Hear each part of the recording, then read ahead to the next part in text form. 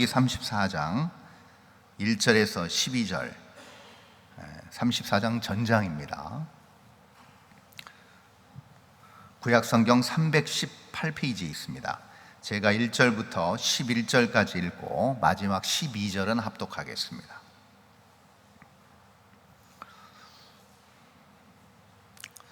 모세가 모압 평지에서 느보산에 올라가 여리고 맞은편 비스가 산 꼭대기에 이르매 여호와께서 길랏 온 땅을 단까지 보이시고 또 온 납달리와 에브라임과 므낫세 이 땅과 서해까지의 유다 온 땅과 네겝과 종려나무의 성읍 여리고 골짜기 평지를 소알까지 보이시고 여호와께서 그에게 이르시되 이는 내가 아브라함과 이삭과 야곱에게 맹세하여 그의 후손에게 주리라 한 땅이라.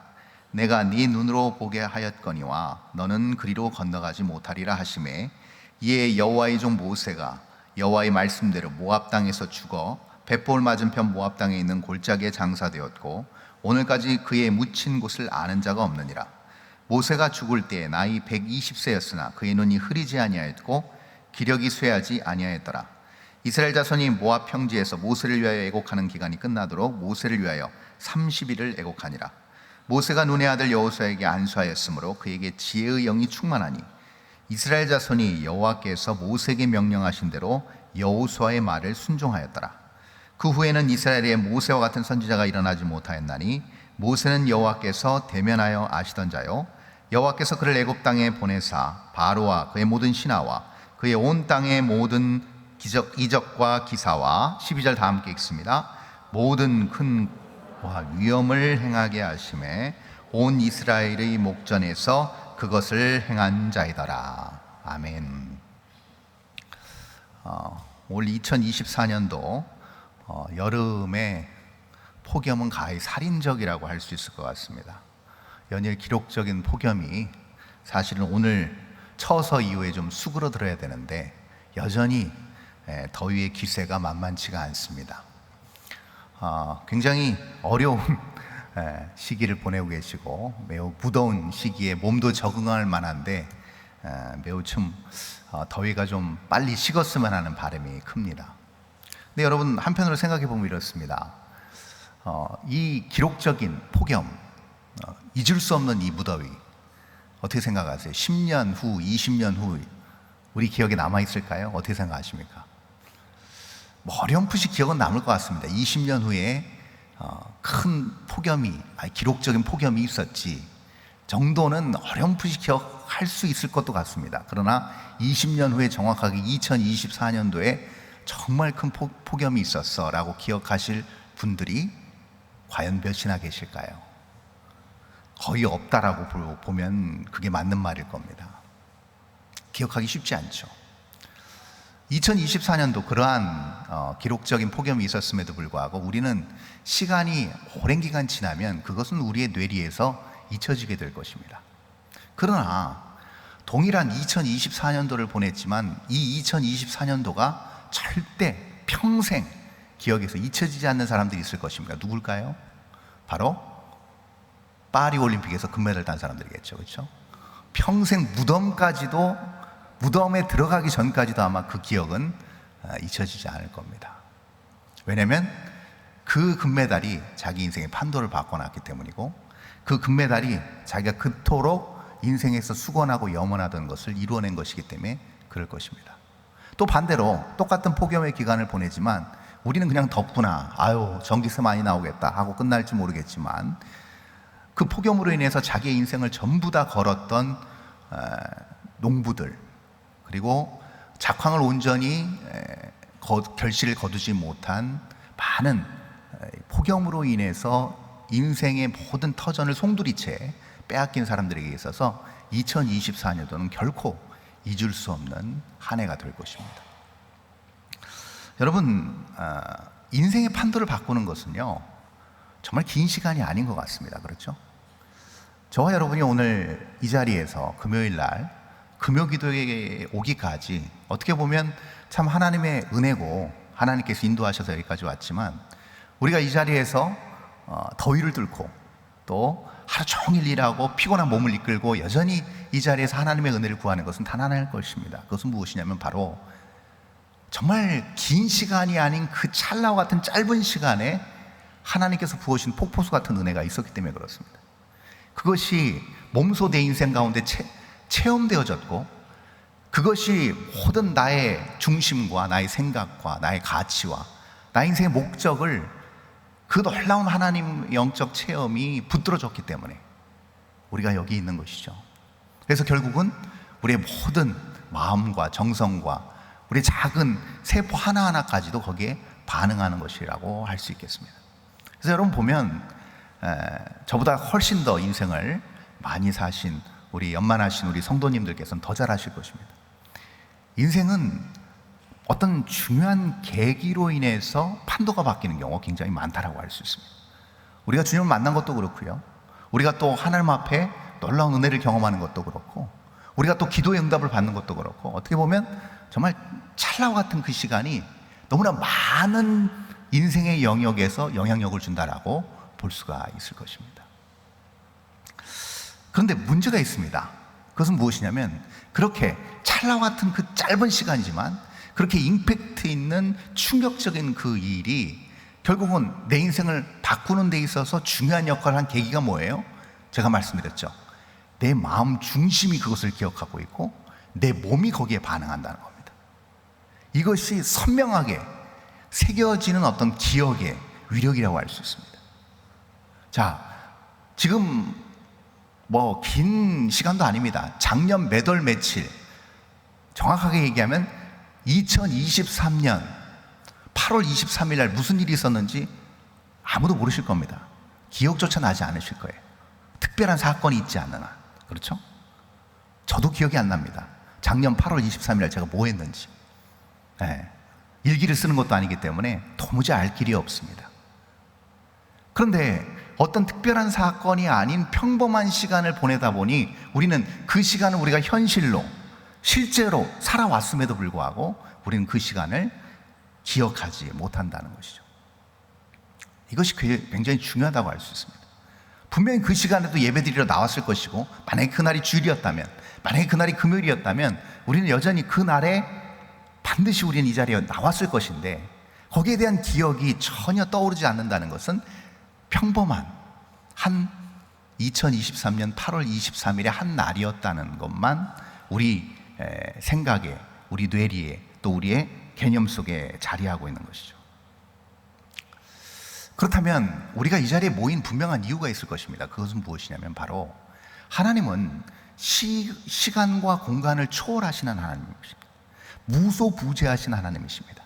근데 이 무소부재하신 하나님이 우리의 시간의 차원에 역사하셔서 우리에게 놀라운 은혜와 놀라운 역사를 허락해 주심으로 말미암아 하나님의 살아계심과 일하심을 나타내 보여 알게 하십니다. 이것이 하나님께서 일하시는 방식이라고 할 수 있는 것이죠. 그것을 우리는 무엇이라고 오늘 표현할 수 있는가 하면, 하나님과의 아름다운 교제와 만남 속에서 이루어지는 흔적이라고 할 수 있을 것입니다. 기억이라고도 말할 수 있을 것이고 시간의 흔적이라고도 말할 수 있을 것입니다. 여러분, 제가 모르긴 몰라도요, 여기 계신 분들이 그래도 매주 금요기도에 빠지지 않는 이유는 단 하나입니다. 왜 그런지 아세요? 밤에 기도하고 은혜를 받은 경험이 있기 때문입니다. 밤중에 하나님 앞에 울부짖어 기도했을 때 하나님께서 부어주시는 은혜, 주시는 평강, 놀라운 기도의 응답을 경험했기 때문에 이 자리에 있는 것이지, 여러분 만약에 그렇지 않다라고 한다면 여러분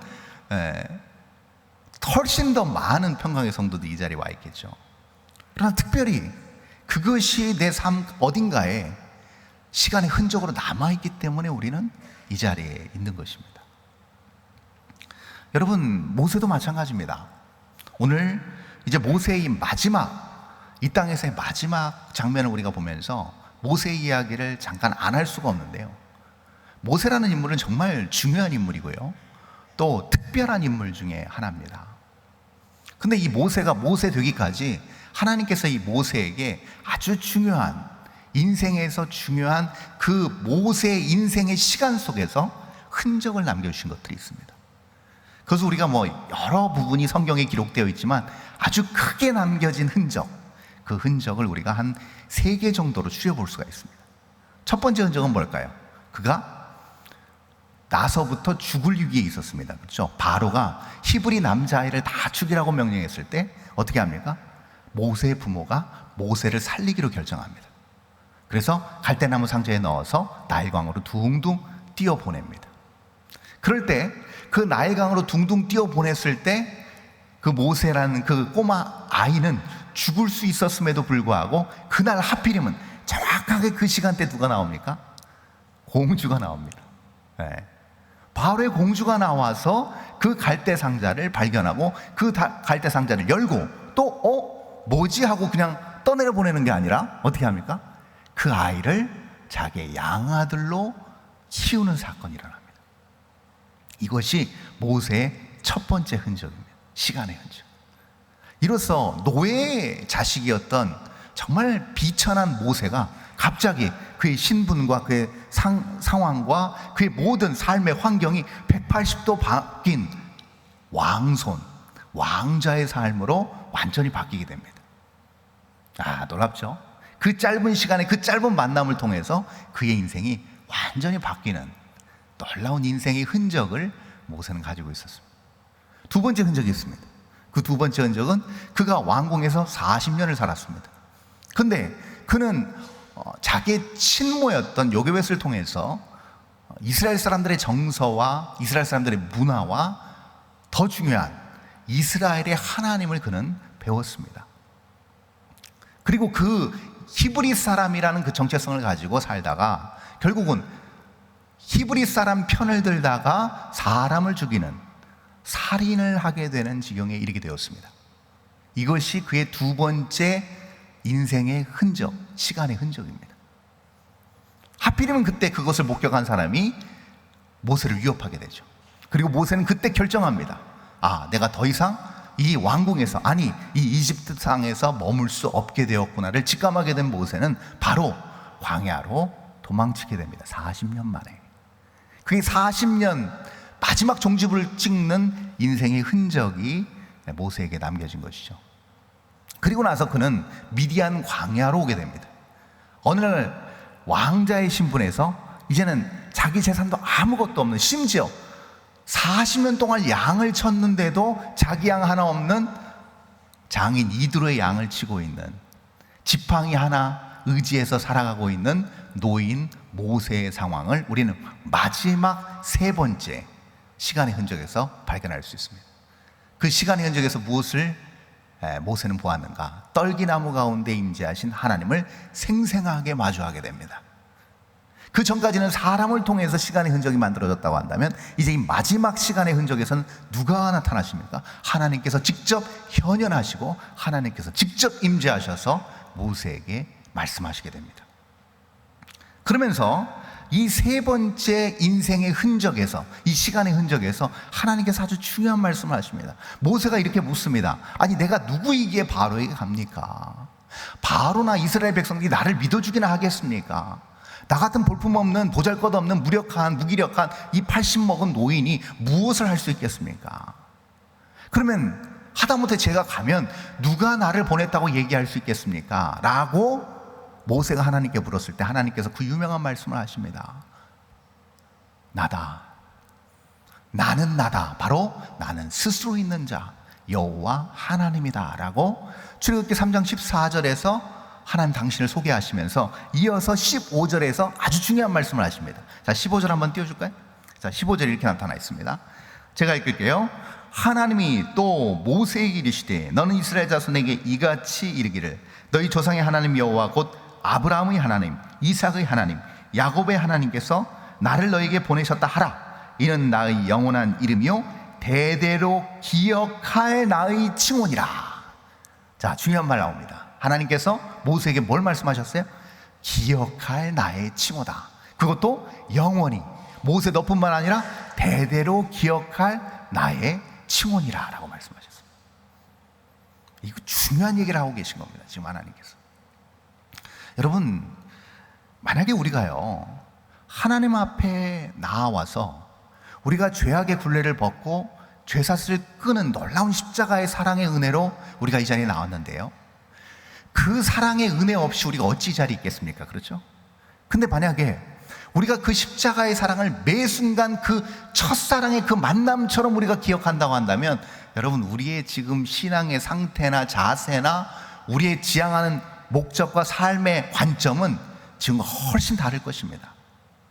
물론 지금도 하나님 앞에 귀하게 쓰임받고 있는 거룩한 하나님의 백성임은 맞지만, 그러나 우리가 처음에 모세가 하나님을 만났을 그때처럼 하나님께서 나를 무조건적으로 급작스럽게 찾아와 주시고 구원해 주시고 은혜를 베풀어 주신 그 첫사랑과 첫 만남의 기억을 생생하게 아직도 내 뼛속 깊이 간직하고 그것을 간직하는 걸 넘어서 반응하고 실행한다고 한다면, 여러분, 지금보다 훨씬 더 근사하고 지금보다 훨씬 더 능력 있고 지금보다 훨씬 더 지혜로운 신앙생활을 하고 있지 않겠습니까, 여러분? 여기 중요한 말은 그래서 기억할 칭호다라고 말씀하는 겁니다. 여러분, 이것이 왜 중요한가 하면요, 여러분, 고대 로마 시대 사람들은 이 진리, 진실에 대해서 이렇게 이해를 하고 있었습니다. 라틴어로 지혜라는 말이 베리타스란 말입니다. 서울대학교 그 상징에도 나와 있는 헬라어 문구인데요, 베리타스, 진리입니다. 진실. 근데 여러분, 진실의 반대말은 뭐예요? 어려우세요? 네, 거짓이죠. 허구, 거짓, 뭐 이런 거잖아요. 그런데 고대 로마 사람들은 진실, 진리의 반대를 뭘로 이해했는지 아세요? 정확하게 반대말이 뭐냐면 망각입니다. 망각. 오블리비오라는 말이에요. 라틴어로. 그러니까 이 말은 무슨 말이냐면 완전히 잊어버렸다는 겁니다. 잊어버렸다는 말은 무슨 말이냐면요, 이거예요. 그러면 반드시 내가 과거에 어떤 일을 겪었는데 그 일이 실제로 나한테 있었는데 그 일을 잊어버린 게 그러면 진실이 아닙니까? 라고 이렇게 대답하실 수 있으실 거예요. 아니요, 그 얘기를 하는 게 아닙니다. 여기서의 망각은 무슨 뜻이냐면요, 기억하지 못한다는 이 망각이란, 진리와 상반된 이 반대말인 이 망각이란 말은 무슨 말이냐면 평범하게 평준화시킨다는 말입니다. 즉, 다시 말해서 우리가 하나님을 만난 그 놀라운 사건, 우리가 예수 그리스도의 은혜를 입은 그 사건을 평범한 기억 속에 평범한 일로 간주한다는 의미입니다. 이제 이해가 되시죠? 이게 얼마나 잘못됐는지. 그것을 거짓보다, 그러니까 어떻게 보면 로마 사람들은요, 이 진리라는 개념과 그에 상반된 반대적인 이 망각이라는 말을 통해서 우리가 아는 거짓과는 사뭇 더 깊은 의미로 이것을 받아들였다고 우리가 알 수가 있는 것이죠. 생각해 보십시오. 십자가의 은혜를 평범하다고 생각할 수 있겠습니까? 하나님이 지금도 우리의 보잘것없는 우리의 숨을 통해서 나오는 그 몇 마디의 기도를 들어 응답하신다는 게, 여러분, 그게 평범한 일입니까? 지금도 생생하게 살아서 우리에게 하나님의 그 영원 무궁한 생명의 말씀을 전달해 주시고 선포하시고 들려주시는 것이 평범한 일입니까, 여러분? 근데 그 모든 것들을 평범함으로 치부한다는 건 무슨 말입니까? 별로 거기에 대한 기억과 거기에 대한 생각과 거기에 대한 마음의 중심이 아닌 평범하게 그것을 묻어놓고 평범한 것처럼 치부해 버린다는 겁니다. 이것이 결국은 진리에 반하는 행동이라는 것이죠. 여러분, 우리가 만약에 이 하나님의 놀라운 은혜를 다시금 대대로 기억할 칭호라고 생각한다면, 여러분, 우리의 삶은 완전히 바뀝니다. 자, 그럼 구체적으로 어떻게 근사하게, 어떻게 능력 있게, 어떻게 지혜롭게 바뀔까요? 자, 오늘 본문을 통해서 우리가 조금 더 구체적으로 살펴보겠습니다. 자, 본문 4절과 5절입니다. 이렇게 나타나 있죠? 자, 한번 읽어볼까요? 4절 5절 다 함께 읽습니다. 시작. 여호와께서 그에게 이르시되 이는 내가 아브라함과 이삭과 야곱에게 맹세하여 그의 후손에게 주리라 한 땅이라. 내가 네 눈으로 보게 하였거니와 너는 그리로 건너가지 못하리라 하시매, 이에 종 모세가 여호와의 말씀대로 모압 땅에서 죽어.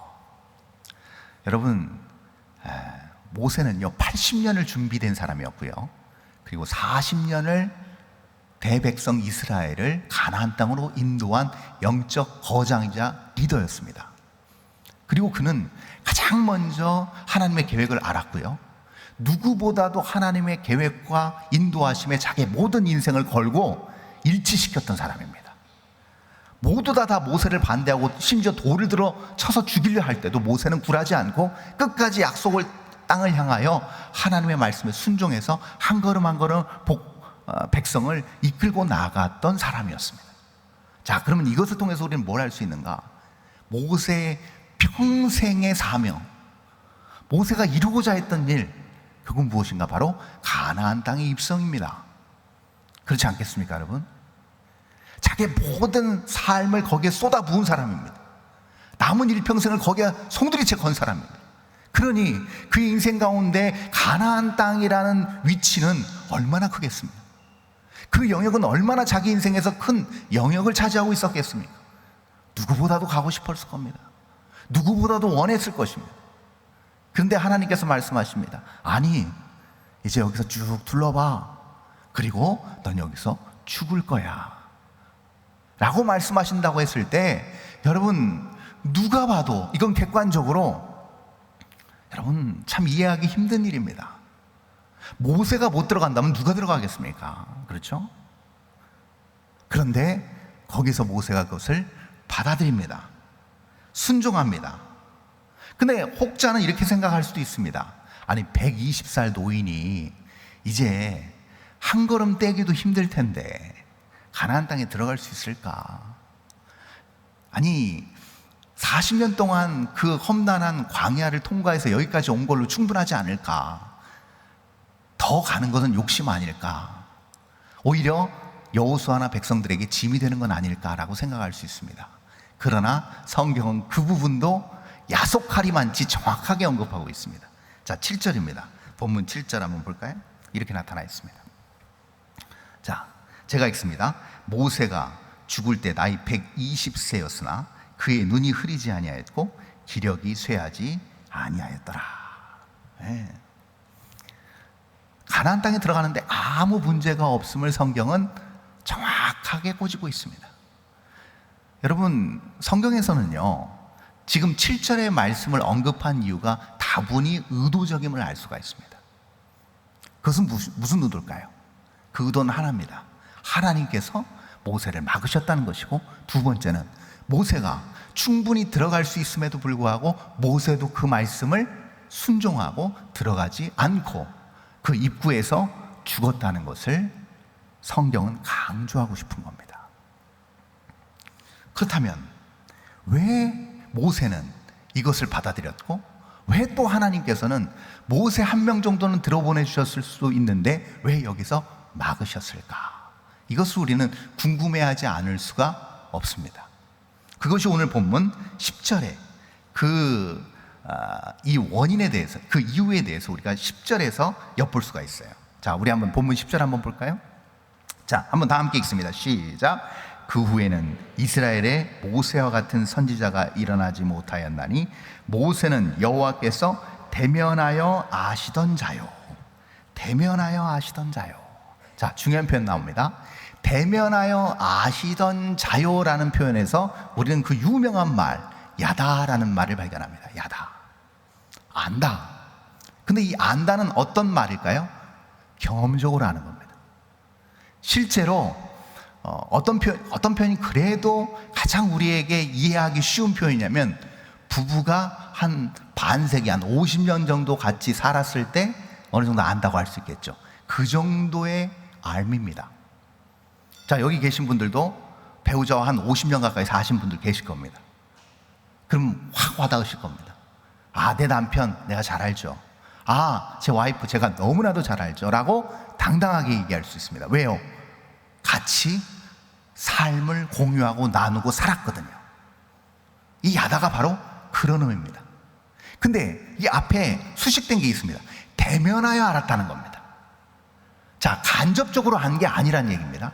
다시 말해서 하나님께서 모세와 직접 부딪히면서 하나님을 보여주셨고, 또 모세는 그렇게 하나님을 알고 있었다는 겁니다. 그렇기 때문에 모세는 정확하게 이 부분에 대해서 확실하게 하나님의 의도를 파악하고 있었음을 우리는 알 수가 있습니다. 모세 성격상요, 반드시 얘기합니다. 심지어는 너무나도 이스라엘 백성들이 자기를 고통스럽게 하고 스트레스 주니까 하나님한테 가서 뭐라고 그랬어요? 하나님 제발 저 좀 죽여주십시오 그랬어요. 얼마나 스트레스가 극심했으면. 그런 모세입니다. 하나님과 꺼리낌 없이 서스럼 없이 얘기할 수 있는 모세였습니다. 그런데 이 지금 너 이제 너 임무 다 했어, 여기서 죽어라고 했을 때 이런 방구하지 않고 모세가 순순히 응했다는 것은 뭘 의미하는 거겠습니까? 대면하여 아는 모세가 정확하게 하나님의 의도를 파악하지 않고서는 그의 성격상 입을 다물고 있을리 만무하다는 겁니다. 모세는 알고 있었다는 것입니다.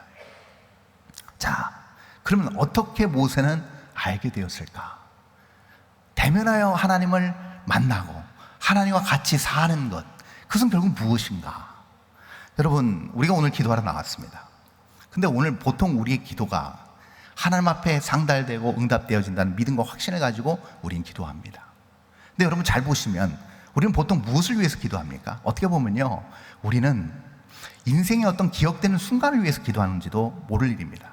그렇지 않겠어요, 여러분? 제가 아까 말씀드렸죠. 찰나와 같은 시간에서 이루어진 어떤 급작스러운 어떤 변화라 내 인생에 놀라운 변화를 만들어냈습니다. 그렇죠? 긴 시간 아니었습니다. 짧은 어떤 순간에 어떤 일이 일어나서 그것이 내 인생을 10년, 20년 변화하게 만들었다는 겁니다. 기도도 똑같은 거 아니겠습니까, 여러분? 오랫동안 병상에서 투병하고 있습니다. 하나님 낫게 해주십시오. 이게 뭡니까? 그렇죠? 단 한 번의 찰나와 같은 하나님의 치유와 회복의 역사로 내 남은 인생 온전히 회복되는 은혜를 누리기를 원합니다. 아니겠습니까? 경제적으로 빈곤하고 어려운 것도 마찬가지 아니겠습니까? 하나님, 나의 어떤 삶의 활로를 뚫어주셔서 경제적인 여건을 하나님께서 찰나와 같은 순간에 열어주셔서 그 모든 것들을 제가 온전히 하나님 안에서 받고 누릴 수 있는 기회를 허락해달라는 거 아니겠습니까? 어떤 인생의 길이 뚫리지 않을 때도 마찬가지입니다. 하나님께서 어떤 사람을 보내주시고 만나게 하시고 예비하시는 가운데 그 놀라운 일이 한순간에 일어나서 막혔던 것들이 뻥 뚫리듯이, 체증이 뻥 뚫리듯이 다 뚫리고 다 원활하고 신속하게 다 나의 모든 인생의 길이 이어지는 그 놀라운 은혜를 우리가 경험하고 체험하고 원하는 것 아니겠습니까? 그것을 위해서 우리는 기도하는 것이죠. 그런데 여러분, 중요한 것은 여러분 이러한 찰나를 놓고 기도하는 것 못지않게 우리에게 중요한 것이 있습니다. 그것은 무엇이냐면 우리가 매 순간마다 우리가 먼저 하나님 앞에 기도하고 찬양하고 말씀 듣기 전에 우리 마음 자세 자체가 이 모든 시간을 평범하게 여겨서는 안 된다는 겁니다. 자, 그래야 맞는 겁니다. 이것을 단순히 제가 말씀해 보면 이거예요. 목사님 매주 나와서 기도했습니다. 아직도 응답이 없습니다. 이 얘기는 무슨 얘기일까요? 그 기도가 점점 평범화되어 가고 있다는 겁니다. 기도가 일상인 건 좋습니다. 그러나 평범화되어 가고 있다는 겁니다. 예배도 마찬가지입니다. 예배가 만약에 나에게 있어서 그냥 평범한 예배로 끝난다고 한다면 여러분 거기서 무엇을 기대할 수 있겠습니까? 찰나와 같은 놀라운 하나님의 내 삶의 인생에서 나타나는 흔적을 기대할 수 있겠습니까? 하나님과의 만남을 기대할 수 있겠습니까? 아니요, 없습니다. 기대할 수 없다는 거죠. 수많은 말씀을 강단에서 쏟아져 나오는 말씀을 듣습니다. 근데 이 말씀이 오늘도 여전히 평범한 하나님의 말씀이라고 생각한다고 한다면 여러분 그 말씀 한 편, 한 구절, 한 단어에서 여러분 놀라운 하나님의 역사의 파장을 우리가 느낄 수 있겠습니까? 아니요. 그것은 우리를 뒤바꿔내지 못한다는 겁니다. 그래서 여러분 진리를 알고 있지만 그 진리가 개념 속에 갇혀서요 망각으로 그것이 그냥 평준화돼 버리고 평범화되는 우를 범하게 되면 거기서 하나님의 역사는 어디서 어떻게 나타나는지 모르고 하나님께서 행하시는 모든 일들이 우리의 인생 가운데서 해석이 불가능해지게 됩니다. 그러면 어려움이 생기죠. 스트레스를 받죠. 세상 사람들이 힘들어하는 그 부분을 고스란히 우리도 동일하게 힘들어하게 됩니다. 왜요? 하나님께서 말씀하시는 것들이 나의 어떤 기대나 또 하나님 앞에 내가 드리는 모든 그 기도의 간구가 특별한 하나님께서 내게 허락하신 인생의 놀라운 변화를 이끌어내는 시간으로 자리 잡을 수 없기 때문에 그렇습니다. 자, 그러면 저와 여러분이 여기서 물음이 생깁니다. 오늘 여러분이 이 자리에 어떤 기대를 가지고 나오셨습니까? 오늘 이 자리에 여러분은 어떤 소망을 가지고 어떤 하나님께서 나의 인생 가운데 이루실 놀라운 영적인 흔적을 기대하며 나오셨습니까? 이 부분은 너무나도 우리에게 중요한 순간이고 너무나도 필요한 순간이지만 우리의 연약함 때문에 이것을 너무나도 놓치고 그걸 평범하게 여길 때가 있다는 것이죠. 그래서 우리에게 중요한 한 분이 필요합니다. 누굴까요? 자, 오늘 본문 9절에 나타나 있습니다. 9절 한번 보겠습니다. 이렇게 나타나 있죠. 자, 9절 제가 읽습니다. 모세가 눈의 아들 여호수아에게 안수하였으므로 그에게 지혜의 영이 충만하니 이스라엘 자손이 여호와께서 모세에게 명령하신 대로 여호수아의 말을 순종하였더라. 이렇게 나타나 있습니다. 모세가 여호수아에게 안수합니다. 그리고 여호수아가 안수를 받자마자 지혜의 영이 충만해졌다고 얘기합니다. 이 지혜의 영이 누구실까요? 바로 성령 하나님이십니다. 성령 하나님이 충만하게 여호수아에게 임하였다는 것이죠. 여러분, 그렇습니다. 성령님이 답입니다. 나에게 특별한 인생의 흔적과 시간을 아로새길 수 있는 그분, 바로 성령 하나님이십니다. 그래서 예수님께서 이렇게 말씀하신 겁니다. 구하라 그리하면 너희에게 주실 것이요, 찾으라 그리하면 찾을 것이요, 두드리라 그리하면 열릴 것이니 하늘 아버지께 구하는 자에게 성령을 주시지 않겠느냐라고 우리 예수님께서 말씀하신 겁니다. 찾고 두드리라 했을 때 중요한 원칙이 있습니다. 그 원칙은 무엇인가? 바로 내가 찾고 두드린다고 열리는 것이 아니라 누구를 구해야 된다? 성령 하나님의 임하심과 역사하심을 구해야 된다고 예수님께서 말씀하신 겁니다. 왜 그럴까요? 왜 성령 하나님을 구해야만 우리가 또 다른 영적인 진일보, 또 다른 차원의 영적인 차원으로 들어갈 수 있는 이유가 무엇일까요? 바로 예수님께서 보혜사 성령님을 소개하시는 장면에서 우리는 이 원리를 찾아내 볼 수 있습니다. 요한복음 14장 26절입니다. 이렇게 나타나 있죠. 자, 우리 다 함께 읽습니다. 시작. 보혜사 곧 아버지께서 내 이름으로 보내실 성령, 그가 너희에게 모든 것을 가르치고 내가 너희에게 말한 모든 것을 생각나게 하리라. 아멘. 모든 것을 생각나게 하리라. 자, 이것이 매우 중요하다는 겁니다. 생각나게 하리라. 그러니까 성령 하나님께서 하시는 것은 무엇인가? 바로 기억나게 하신다는 겁니다. 오늘 본문을 그대로 우리가 가져오면 기억나게 하신다는 겁니다. 이것이 매우 중요합니다.